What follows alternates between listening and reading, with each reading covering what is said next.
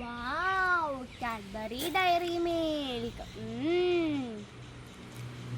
വാവ്, small diary milk. നമുക്കൊന്ന് പൊട്ടിച്ച് കഴിച്ചു നോക്കാം. ലാസ്റ്റ് കോമഡിയാണ്. അല്ല, ചെറിയ ഡയറി മിൽക്ക് കേട്ടോ. നമുക്കിത് പൊട്ടിച്ച് കഴിച്ചു നോക്കാം. പൊട്ടിപ്പോയി. നമ്മൾ പൊട്ടിച്ചേ. നമ്മൾ കഴിച്ചു നോക്കാം.